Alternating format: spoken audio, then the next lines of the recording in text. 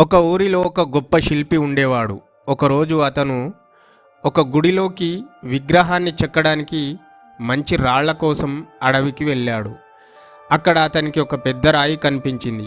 ఆహా, ఈ రాయి విగ్రహానికి చాలా బాగుంటుంది అనుకొని తన ఉలి సుత్తి తీసుకొని ఆ రాయిని చెక్కడం మొదలుపెట్టాడు.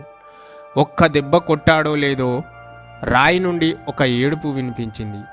అయ్యో, నాకు చాలా నొప్పిగా ఉంది, నన్ను కొట్టవద్దు, దయచేసి నన్ను వదిలేయి అని ఆ శిల్పిని వేడుకుంది. శిల్పి జాలిపడి ఆ రాయిని అక్కడే వదిలేసి కొంచెం ముందుకెళ్ళాడు. అక్కడ మరో రాయి కనిపించింది. శిల్పి ఆ రాయిని అడిగాడు, నేను నిన్ను దేవుడి విగ్రహంగా మలచాలనుకుంటున్నాను, నీ శరీరం మీద దెబ్బలు పడతాయి, నువ్వు తట్టుకోగలవా అని అడిగాడు. దానికి ఆ రాయి, పర్వాలేదు, నాకు ఎంత నొప్పి వచ్చినా భరిస్తాను, నన్ను ఒక మంచి రూపంలోకి మార్చు అని చెప్పింది. శిల్పి రాయిని చెక్కడం మొదలుపెట్టాడు. ఎన్నో దెబ్బలు తగిలినా ఆ రాయి ఓపికగా భరించింది. కొద్ది రోజుల్లోనే ఆ రాయి ఒక అద్భుతమైన దేవుడి విగ్రహంగా మారింది. గుడి కట్టడం పూర్తయింది. ఊరి జనం ఆ విగ్రహాన్ని తీసుకువెళ్ళడానికి వచ్చారు. దేవుడి విగ్రహాన్ని పల్లకిలో ఎక్కించారు. అప్పుడు వాళ్లకు గుడి బయట కొబ్బరికాయలు కొట్టడానికి గట్టి రాయి ఒకటి కావలసి వచ్చింది.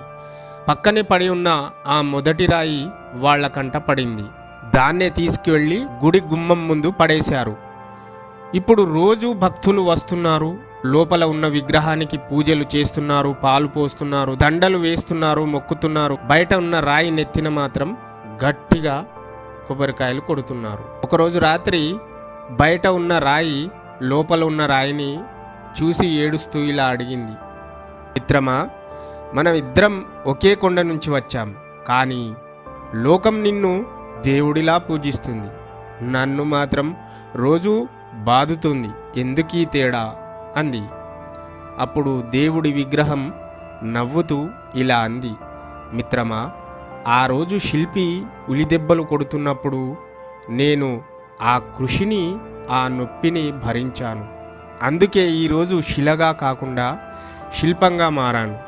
నువ్వు ఆ రోజు చిన్న కష్టానికి భయపడి పారిపోయావు, అందుకే ఈరోజు నిత్యం దెబ్బలు తింటున్నావు. అయితే ఈ స్టోరీ నీతి ఏమిటంటే, ఇప్పుడు కష్టపడితే జీవితాంతం సుఖపడతాం, ఇప్పుడు కష్టానికి భయపడితే జీవితాంతం కష్టపడాల్సి వస్తుంది. ఈ యొక్క స్టోరీ నచ్చినట్లయితే లైక్ చేయండి, షేర్ చేయండి, తప్పకుండా సబ్స్క్రైబ్ చేయండి.